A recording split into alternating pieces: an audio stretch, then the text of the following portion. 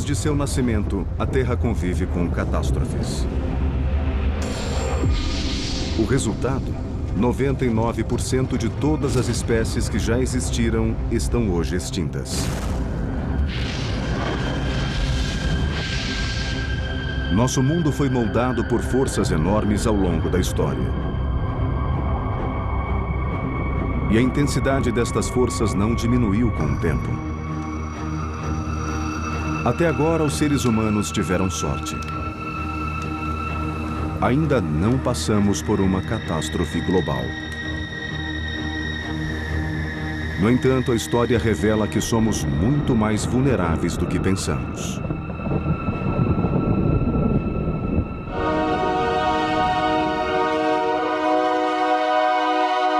Catástrofe pré-histórica. A sobrevivência.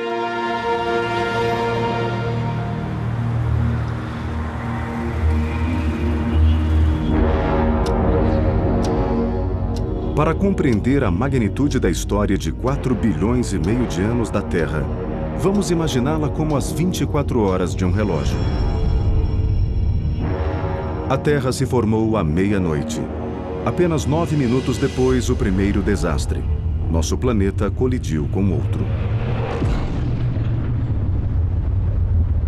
Mas a Terra sobreviveu e a vida surgiu.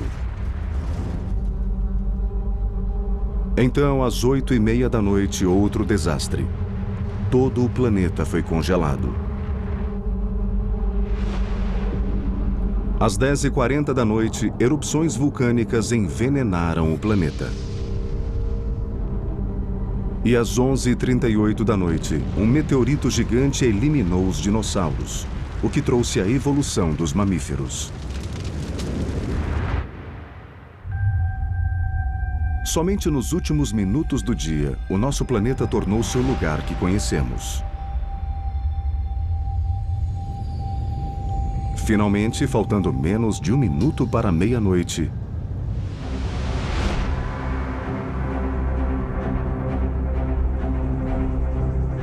uma nova espécie iniciou sua marcha rumo à dominação global. Ela se espalhou rapidamente, adaptando-se a cada desafio. Esta nova espécie era o Homo sapiens, nós. Há 85 mil anos estávamos saindo da África. Hoje estamos em toda parte. Esta é a história do que ocorreu desde que o ser humano surgiu no planeta, e ela mostra como somos vulneráveis. Nossos antepassados enfrentaram diversas catástrofes. Foram todas diferentes, mas qualquer uma delas poderia ter interrompido o desenvolvimento da civilização humana. O primeiro desastre ocorreu na Índia, há 74 mil anos. Até hoje, evidências deste evento podem ser encontradas em um lugar inesperado, dentro das nossas células. A história da raça humana está escrita em nossos genes. Eles não apenas determinam a nossa aparência, como conservam o registro de desastres antigos. Para o geneticista Stephen Oppenheimer, esta pista é crucial.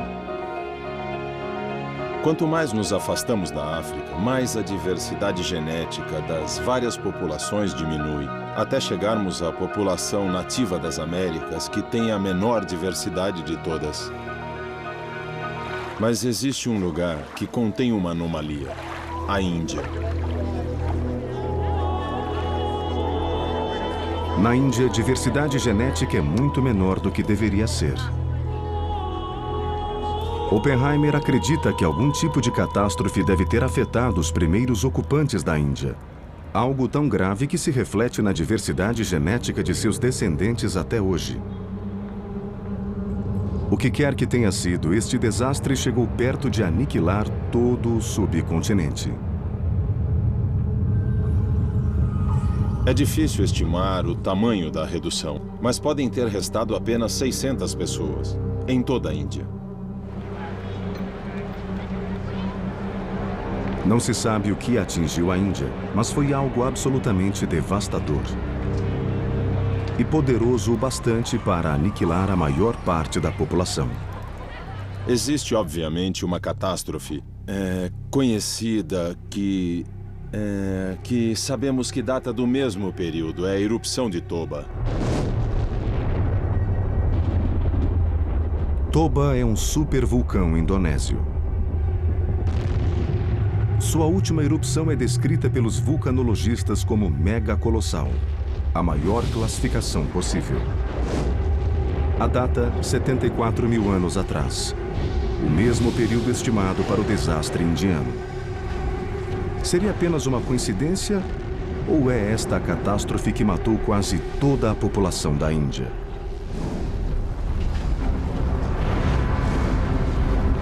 Os vulcões estão entre as forças mais poderosas do planeta.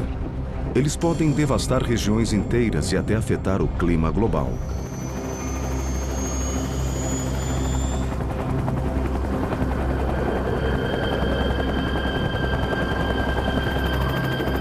Este é o Monte Augustine, na costa do Alasca.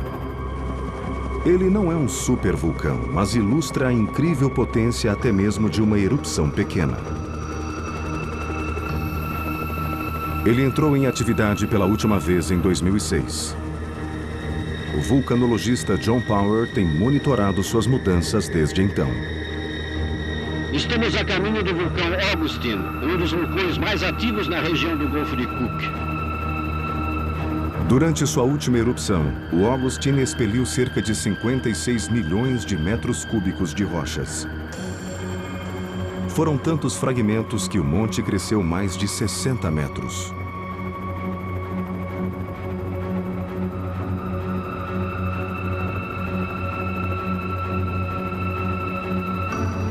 Foi uma erupção grande, mas nem tanto quando comparada à fúria que pode ser liberada por um supervulcão.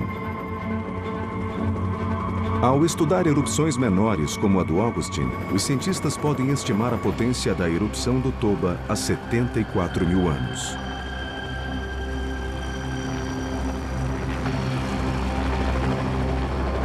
Estamos na ilha Augustine, que é o lar do vulcão Augustine aqui atrás. Estamos no limite norte do que é conhecido como o Anel de Fogo.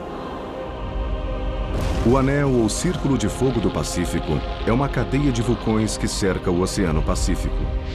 É a região de maior atividade vulcânica no mundo. O Monte Toba fica na Indonésia, em seu limite oeste.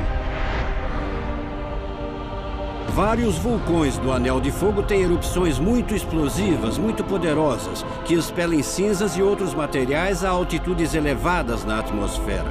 E em nenhum outro lugar existe tanta atividade quanto na Indonésia. Os vulcões indonésios geraram algumas das explosões mais violentas do planeta. A erupção do Toba foi a maior da Terra em 2 milhões de anos. As forças são impressionantes durante uma dessas grandes erupções vulcânicas. Temos o magma vindo do interior do vulcão. Dentro desse magma existe muito gás que está encapsulado no próprio magma.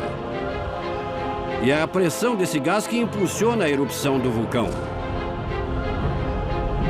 Um vulcão médio pode ter gás e magma suficientes para que a erupção dure algumas horas. A erupção do Toba durou dias.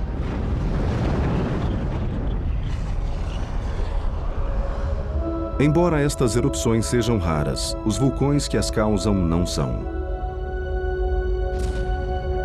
47 supervulcões foram descobertos em todo o mundo. Muitos estão extintos, mas alguns continuam ativos e são uma ameaça real à sociedade humana. Há pouco mais de um segundo para meia-noite em nosso relógio da história humana, Toba, o supervulcão indonésio, entrou em erupção. Nossos ancestrais enfrentaram uma ameaça terrível. Mas não do magma incandescente. A verdadeira assassina era a cinza vulcânica. Quando o magma finalmente chega até a superfície, ele é fragmentado e pulverizado pela pressão do gás. É o que os vulcanologistas chamam de cinzas. São rochas e minerais pulverizados e misturados pelas forças explosivas. E esse material pode ser lançado na atmosfera a grandes altitudes. Acredita-se que a nuvem de erupção do Toba tenha chegado ao limite do espaço. Estas imagens de um vulcão russo chamado Monte Klitschevskoy, gravadas por um ônibus espacial, mostram a altura que as cinzas podem atingir. Mas para o Toba, há 74 mil anos, este foi apenas o começo. Quando os gases e a rocha pulverizada se levantam, eles estão muito quentes, a 1.100 graus Celsius, e no começo eles são sustentados pelo próprio calor. Quando esfriam, ficam pesados demais para a atmosfera e deslizam pelas encostas do vulcão. Isso gera um fenômeno muito perigoso que nós chamamos de fluxo piroclástico.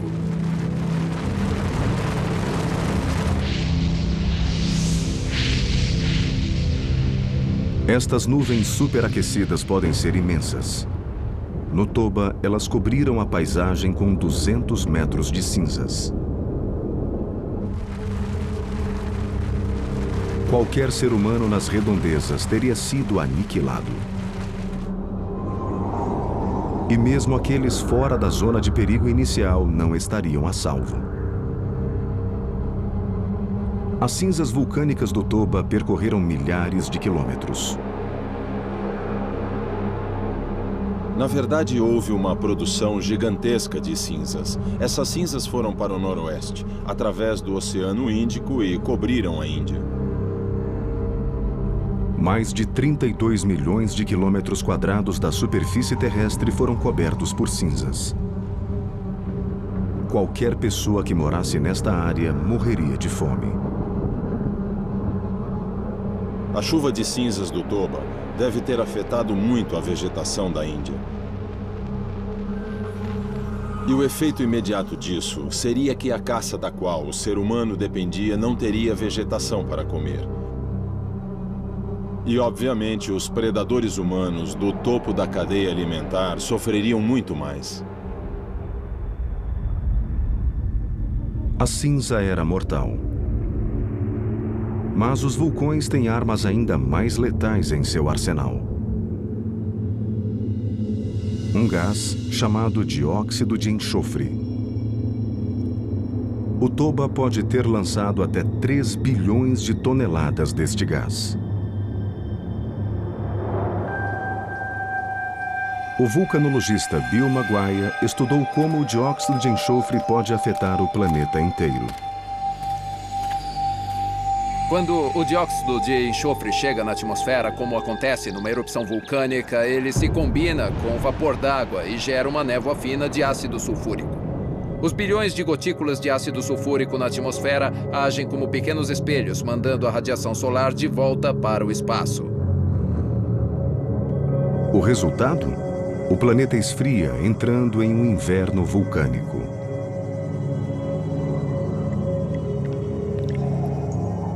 Há um debate sobre a queda de temperatura causada pelo Toba, mas, na pior das hipóteses, ele pode ter reduzido a temperatura global em 5 ou 6 graus Celsius por um período de vários anos. E isso teria feito, literalmente, a maior parte da vegetação do mundo morrer. Os efeitos de outra supererupção nos dias de hoje são quase inconcebíveis. A fome mataria um número enorme de pessoas. Se ocorresse uma supererupção hoje que resultasse numa queda de temperatura equivalente, haveria um colapso mundial das colheitas. E eu não vejo como isso pode deixar de resultar em bilhões de mortes. Se um dos supervulcões ativos na Terra fizer o que Toba fez há 74 mil anos, seria um desastre para todos nós.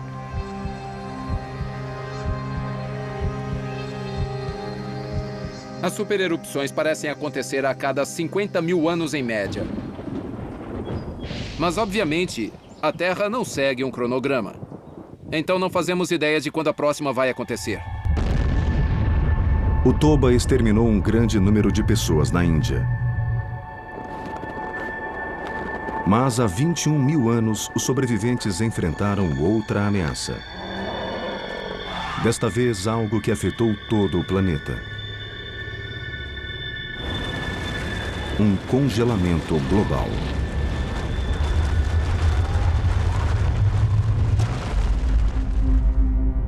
Meio segundo para meia-noite em nosso relógio da história mundial. 21 mil anos atrás. O planeta estava no meio de uma era glacial. Ao longo da história, as eras glaciais definiram os rumos do nosso planeta. A maior de todas ocorreu há 650 milhões de anos, quando a Terra foi quase consumida pelo gelo. Nosso planeta escapou por pouco. Até que vulcões entraram em atividade e reaqueceram o planeta. Mas nos milhões de anos seguintes, os mantos de gelo retornaram com frequência, como continuarão fazendo no futuro. 21 mil anos atrás, a Terra foi tomada pelo mais recente dos grandes congelamentos. Geleiras avançaram gradualmente através do hemisfério norte. Para nossos ancestrais, não havia escapatória.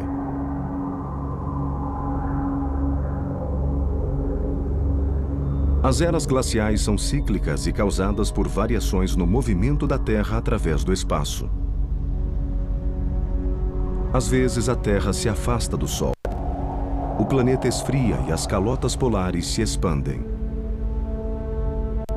As geleiras da última era glacial atingiram seu limite sul há 20 mil anos, um período conhecido como Último Máximo Glacial. O último máximo glacial na Europa não podia ter sido pior. Isso significa que um manto de gelo com 5 quilômetros de espessura cobriu metade da Inglaterra. E em volta dessa calota polar ao sul, havia um deserto polar que não tinha gelo, mas também não tinha vegetação ou pessoas. Para os nossos ancestrais, era migrar ou morrer. Eles não retornaram até o início do grande degelo, cerca de 7 mil anos depois. E quando as geleiras recuaram, tudo mudou. Livre das garras do gelo, a civilização estava finalmente pronta para começar.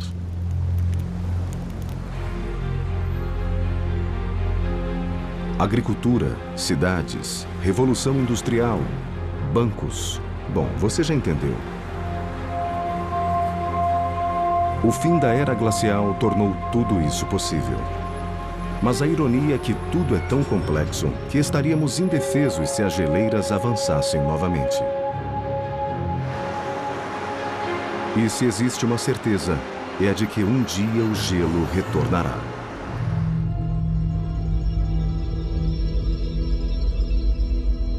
Neste momento, a órbita da Terra está se afastando do Sol. Outro avanço glacial deve começar a qualquer momento. O retorno do gelo seria um choque brutal. Em 1998, nós tivemos uma pequena amostra.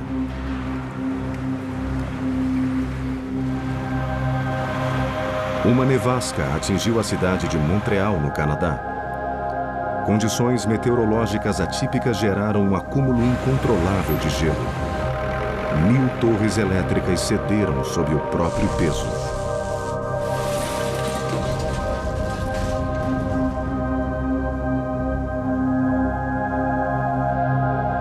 O suprimento de energia foi cortado.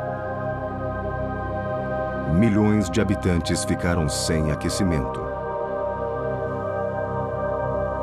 E a temperatura não parava de cair. A nevasca de Montreal expôs o calcanhar de Aquiles da sociedade moderna. Nossa dependência de condições praticamente perfeitas. Se as geleiras avançassem novamente, não poderíamos fazer muito para nos proteger. Uma nova era glacial, se fosse muito repentina, levaria a um completo colapso social e econômico. As pessoas se mudariam dos Estados Unidos, da Inglaterra e da Europa para perto da linha do Equador, e isso seria uma receita para guerras e conflitos. A civilização que torna nossas vidas tão confortáveis também nos torna vulneráveis. Mas 13.000 anos atrás, ou a menos de um segundo para meia-noite em nosso relógio, nossos ancestrais da Idade da Pedra tiveram mais sorte. Eles migraram para o sul e conseguiram sobreviver. Os humanos já haviam sobrevivido a uma supererupção e a uma era glacial. O risco de outro desastre parecia remoto.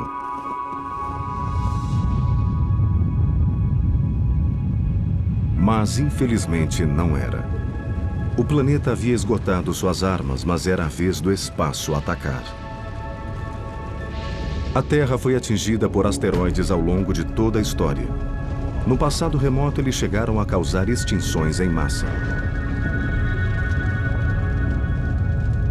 Agora, os cientistas estão começando a se perguntar se os humanos também foram atingidos por uma catástrofe cósmica.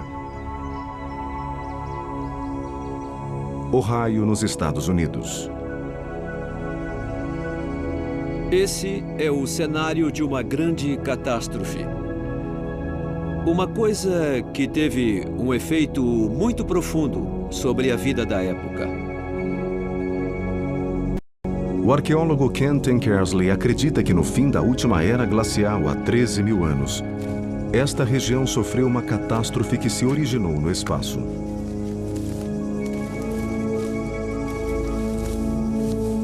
Hoje em dia, Ohio é tomado por fazendas, mas ainda resta uma pequena área pantanosa.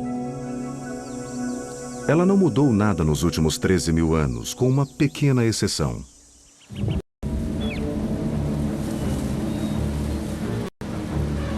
Naquela época, esta área abrigava uma variedade incrível de animais. Os megamamíferos habitavam essa área, incluindo os mamutes e os mastodontes.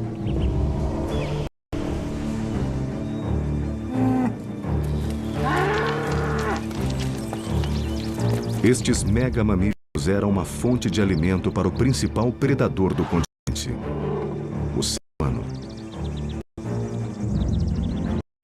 Nós chamamos o povo que morava aqui de Clovis. Eles eram caçadores-coletores da Idade da Pedra. Eles caçavam animais selvagens, coletavam vegetais comestíveis e viviam em grandes famílias.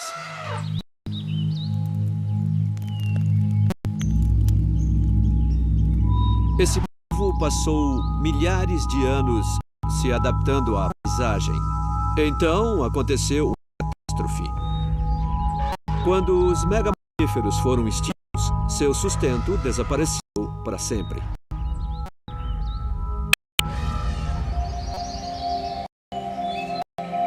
As pistas sobre a causa desta catástrofe estão 10 metros abaixo do solo. Esta é a caverna Sheraton. É uma cápsula do tempo natural. Seus segredos podem desvendar o mistério dos megamamíferos desaparecidos. O trabalho de Tankers na caverna revelou uma quantidade impressionante de artefatos arqueológicos, todos datando da época do desastre. É uma longa descida até o fundo da caverna. Jornada rumo ao fundo. Escavações recentes mostraram uma camada vermelha fosca que marca o momento exato em que os megamamíferos desapareceram do registro fóssil. Ela é conhecida como camada Clovis. Aqui é a camada Clovis. Ela é uma camada muito distinta aqui na caverna.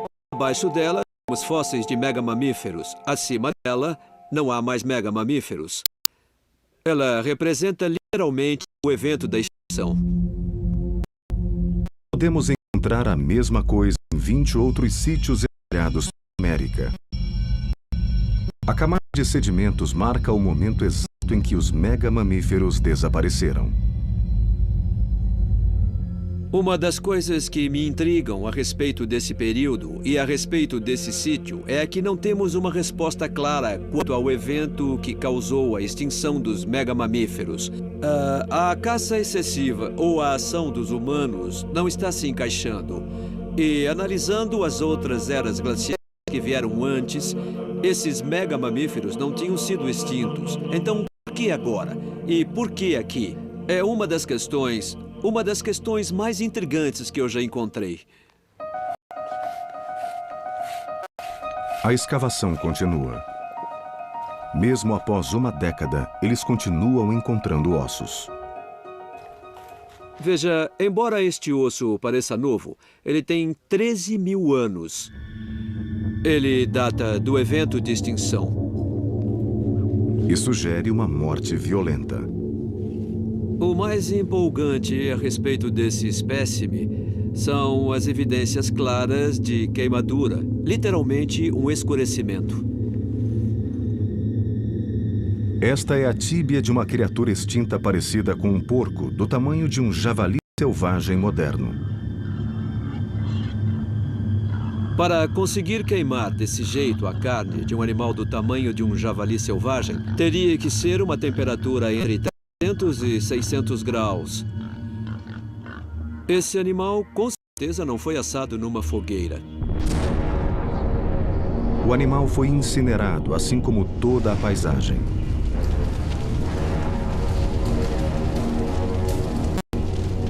Nós estamos falando de um incêndio gigantesco, quase uma explosão de calor e pressão. A questão é, por quê?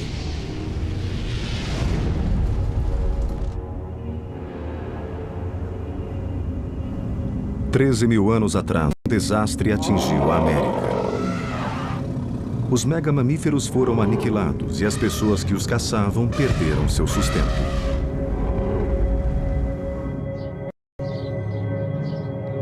A causa deste desastre é um mistério. Mas nas profundezas destas cavernas em Ohio, o arqueólogo Ken Kentersley descobriu algo que pode fornecer a resposta. A camada Clovis, definida por essa cor alaranjada forte, a grande questão é o que dá esse tom vermelho. Uma das possibilidades é o ferro. E existe um teste maravilhoso. Isto é um aparelho que mede o magnetismo ou a quantidade de ferro. Quanto maior o percentual de ferro, maior é a suscetibilidade magnética da camada. Bom, primeiro eu vou encostar a sonda nessa área cinza, abaixo da camada Clovis. É o local perfeito. Agora, checando a leitura, vamos encontrar um magnetismo de 8. O que vamos fazer agora é comparar com a camada acima. A leitura indica 50 vezes o conteúdo de ferro. Em outras palavras, a suscetibilidade magnética é 50 vezes mais alta do que na área cinza aqui.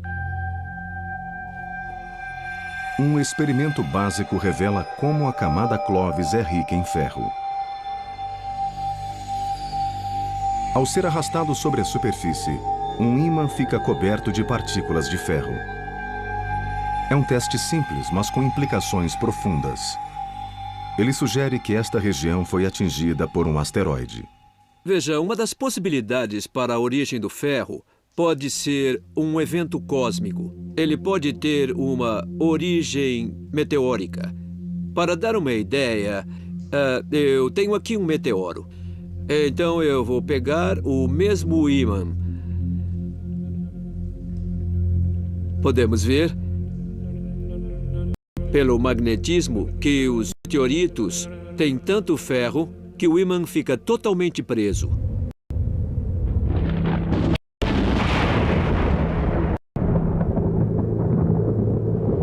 Isso sugere que houve algum tipo de explosão catastrófica, que além de depositar ferro meteórico na Terra, também elevou a temperatura e a pressão.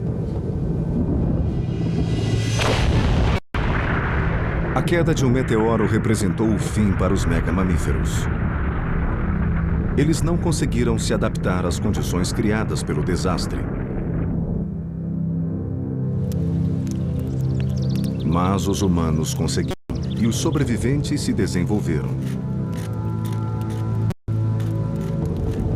É uma teoria polêmica. Mas não seria a primeira vez que a morte veio do espaço.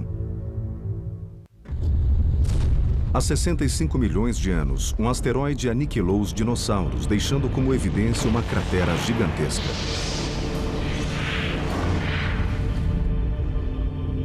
O problema é que não existe uma cratera para o evento Clovis. Mas um homem tem uma teoria que pode explicar este mistério. O geólogo planetário Peter Schultz está neste centro de pesquisa da NASA, na Califórnia, para conduzir um experimento com este canhão gigantesco.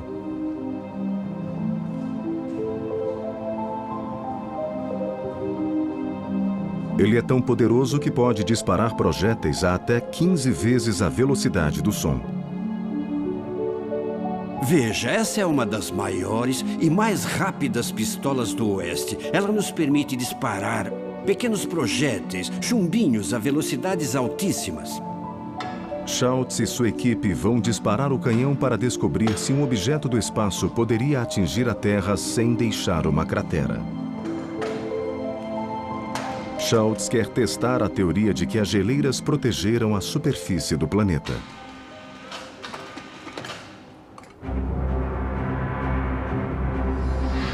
Durante a Era Clovis, boa parte da América do Norte estava coberta por um enorme manto de gelo com 1,5 km de espessura. Um vestígio da última era glacial. Schultz espera que um experimento em escala reduzida mostre se as geleiras podem ter impedido que um asteroide deixasse uma cratera no leito rochoso. A pergunta que queremos responder é: o gelo é capaz de proteger a crosta terrestre? Este é o nosso projétil. Ele só tem 1/8 de polegada, cerca de 3 milímetros, e vamos dispará-lo a uma velocidade de 5 km por segundo. A equipe prepara o canhão para o disparo. Diversas câmeras de alta velocidade gravarão o impacto para análise posterior. Dentro da câmara de impacto, Schultz prepara o alvo. A areia vermelha representa a superfície da Terra. Isso vai dar um pouco de cor, pelo menos à camada superficial. E assim vamos poder saber se o projétil rompeu a superfície ou não. Então temos areia solta por baixo e uma camada vermelha por cima. No primeiro experimento, vamos disparar contra o alvo do jeito que ele está aqui. No outro, vamos adicionar uma camada fina de gelo. E a ideia é ver se o gelo vai agir como um colete à prova de balas. Agora é só dar o tiro. Vamos ver o que acontece.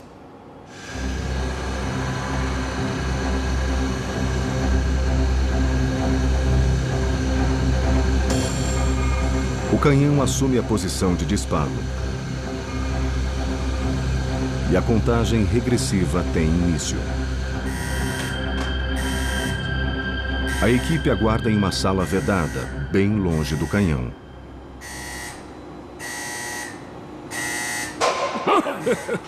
Uau! Fez um belo estrago. Foi bem forte. Vamos reduzir a velocidade e conferir em câmera lenta. Cabum! Esse é o momento do impacto, com o rastro do disparo e o material sendo deslocado a uma velocidade altíssima. Então isso abre um espaço e temos a formação da cratera. Aí a cratera cresce, cresce, cresce e continua crescendo.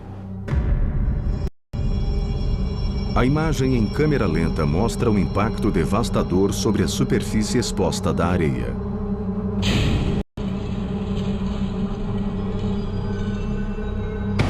Mas a melhor evidência está dentro da própria câmara de impacto. Vamos ver. Ah, que demais! Nossa, fez bastante estrago. Isso foi um impacto de bom tamanho. Ele foi super rápido, abriu um buraco e extraiu o material do fundo. Em escala real, se fosse uma cratera na Terra, ela duraria milhões de anos. O próximo estágio é consertar o alvo, deixá-lo do jeito que estava antes do impacto, mas dessa vez vamos cobrir com uma placa de gelo. Mais ou menos como a Terra devia estar na época das geleiras.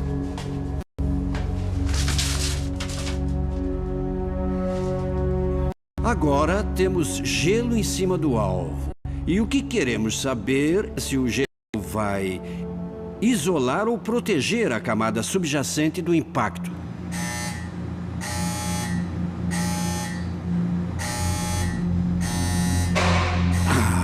Viu? Muito bom. Podemos ver a expansão do vapor e um pouco de gelo saindo. O gelo desaparece e a verdadeira questão, eu estou louco para ver, é se uma cratera foi gerada. Daqui eu não vejo uma cratera.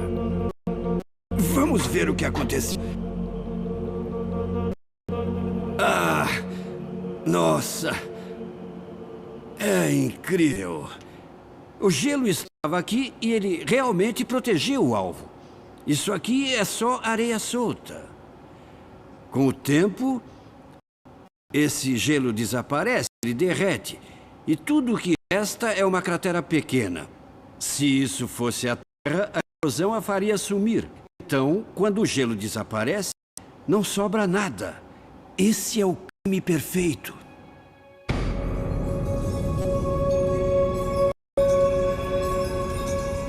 É apenas um modelo em escala, mas ele mostra como um manto de gelo poderia mascarar a evidência de um impacto há 13 mil anos.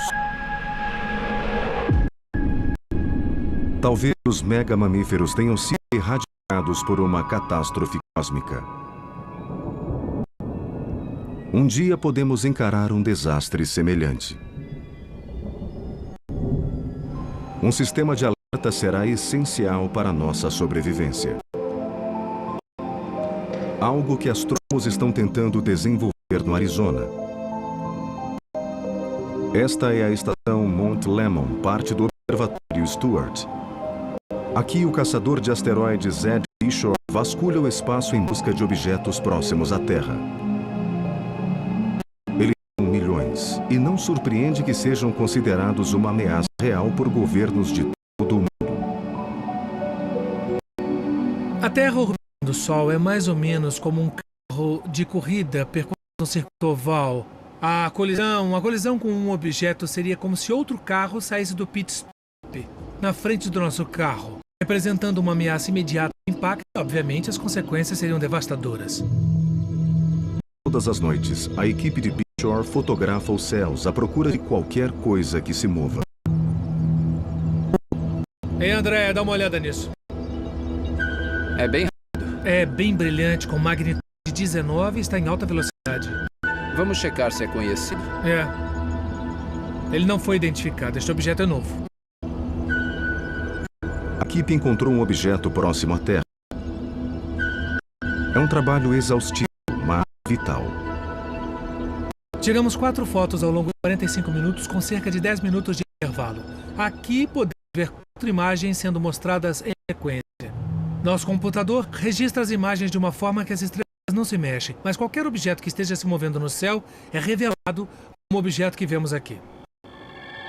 Felizmente, este objeto próximo à Terra é provavelmente inofensivo. Isso é o que nós chamamos de colisão virtual, o que significa que existe uma probabilidade pequena, muito pequena, de que haja impacto no futuro. Por sorte, apesar de enorme, ele oferece poucos riscos. Mas para cada grande asteroide no espaço, há milhares de objetos menores e eles representam uma ameaça real.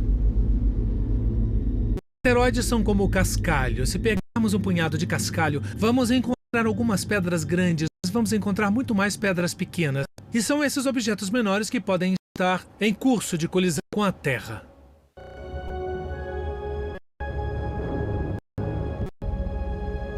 Esta é uma cratera deixada por um meteoro no Arizona. Há 50 mil anos, este impacto devastou centenas de quilômetros quadrados. E o asteroide responsável tinha apenas 45 metros de diâmetro.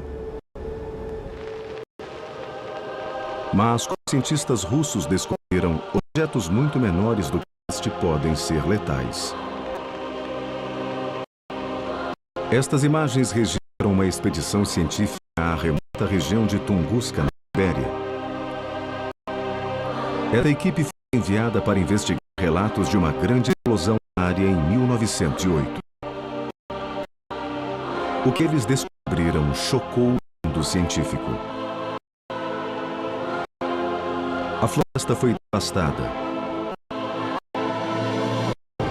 Árvores caídas se espalhavam a partir de um ponto central por centenas de quilômetros. Só podia haver uma causa possível: um asteroide explodindo com a potência de uma bomba nuclear. Seu tamanho estimado, cerca de 9 metros de diâmetro.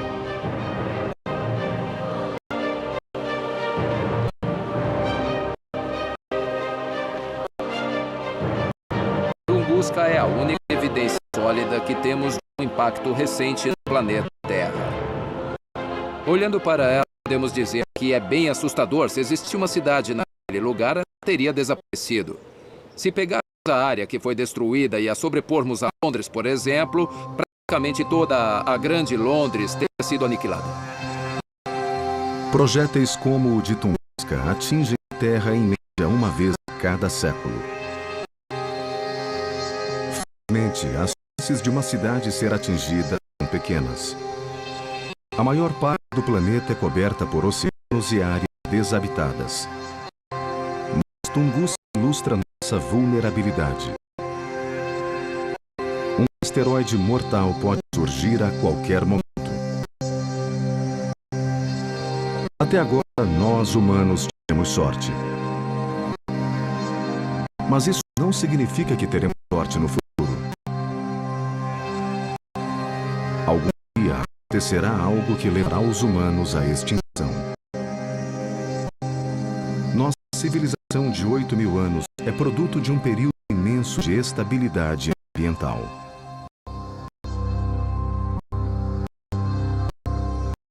Os seres humanos já enfrentaram catástrofes, mas não em escala global.